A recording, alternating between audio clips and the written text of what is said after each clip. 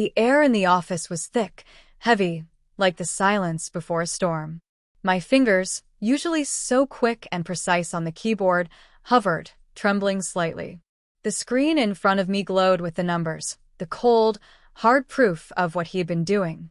My husband, the man I had built this empire with, brick by painstaking brick, over 2 decades. He stood at the far end of the room, his back to me, talking on the phone, his voice a low, rumbling growl. He was oblivious, lost in his world of deceit, while mine was crumbling around me. I remember that morning, the smell of burnt coffee, the faint scent of his cologne as he left for work, a routine so ingrained it felt like breathing. We had shared breakfast, a quiet affair, just the clinking of spoons against ceramic.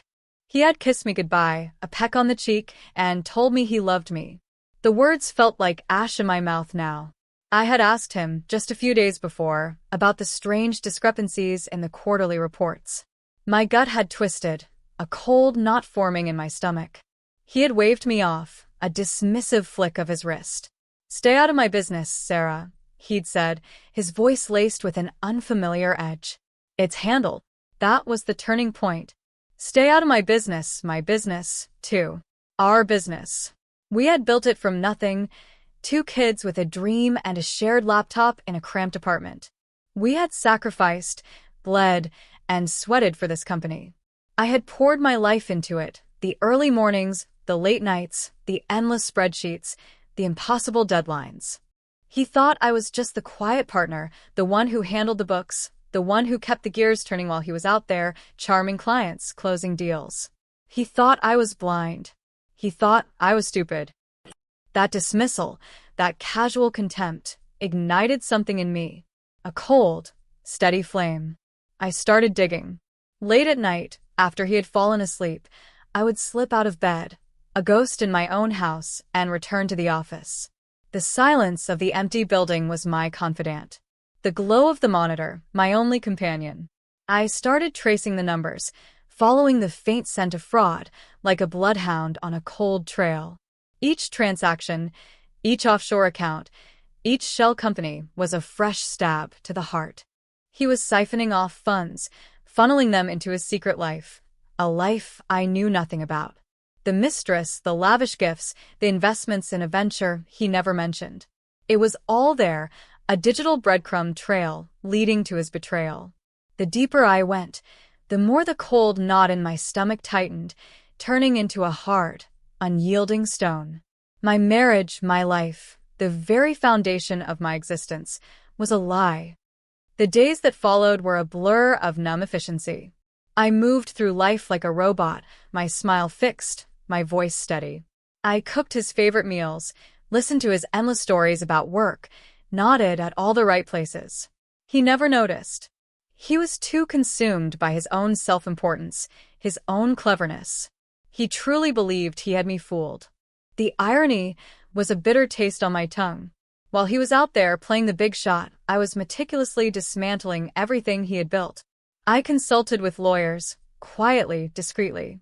I spoke to financial experts, their faces grim as they reviewed my findings. The evidence was irrefutable. The betrayal, undeniable. The building itself seemed to hold its breath during those weeks. The polished floors, the glass walls, the hum of the servers, it all felt like a stage set for a drama I was now directing. I remember the weight of the phone in my hand as I made the final calls, the terse, professional voices on the other end confirming the transactions. Each click of the mouse, each keystroke, was a deliberate act of dismantling. I wasn't just selling assets.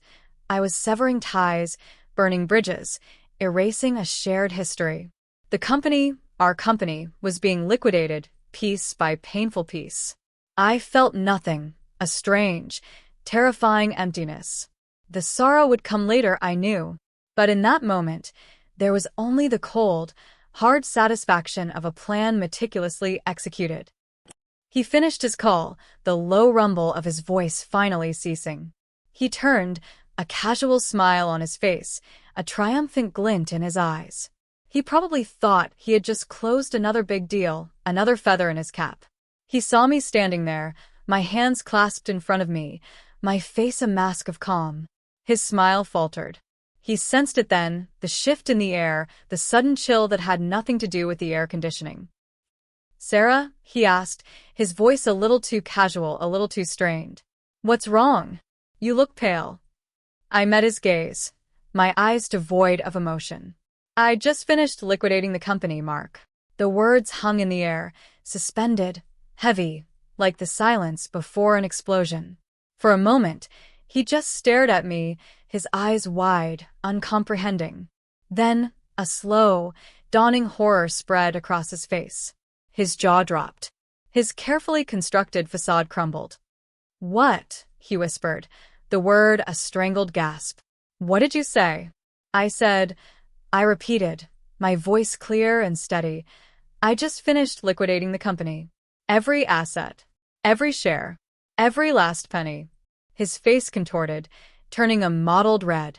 He took a step towards me, his hands clenching into fists. You can't be serious.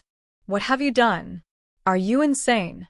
"No, Mark," I said, a faint, bitter smile touching my lips. "I'm not insane. I'm just tired of being invisible. Tired of being told to stay out of your business, when it was always our business." He screamed then. A guttural, raw sound that tore through the quiet of the office, echoing off the glass walls. He screamed my name, he screamed curses, he screamed about what I had done, about how I had ruined him. His face was a mask of pure, unadulterated rage and disbelief. He looked like a man who had just seen his entire world go up in flames. And in a way he had. I watched him, a strange calm washing over me. All the anger, all the hurt, all the betrayal seemed to coalesce into this single, satisfying moment. He paced, he raved, he threatened. He called me every name under the sun. He looked for the papers, the contracts, the proof that this couldn't be happening. But it was. I had done it. Every legal document, every signature, every transfer was meticulously in order. The paper trail was more powerful than any emotion. He finally collapsed into his chair, his head in his hands, his body shaking. The screaming had given way to a low, desperate moan. He looked up at me, his eyes bloodshot, filled with a desperate plea. "Why, Sarah? Why would you do this?" "Because," I said, my voice barely a whisper, but firm, "you betrayed me. You poisoned the well. And you underestimated me. You thought I was just a quiet woman, a supportive wife. You forgot I was also a partner, a co-founder, and the one who actually understood how to run this business." The aftermath was a strange, hollow quiet. The company, the very heart of our shared life, was gone. The money, a substantial sum, was now in a separate account, half of it legally mine. He tried to fight it, of course. He hired lawyers, threatened lawsuits. But my case was airtight. The evidence of his fraud, the meticulous documentation of my actions, left him with no recourse. He lost everything. The Mistress left him. His reputation was in tatters. He was a shell of the man he once was, haunted by his own arrogance. And me? I found a strange sense of liberation. The weight of his betrayal, the burden of his deceit, had been lifted. I walked away from the ashes of our shared life, not unscathed, but stronger. The silence that had once felt heavy now felt like peace. The cold satisfaction of that moment in the office, watching him scream, still lingers.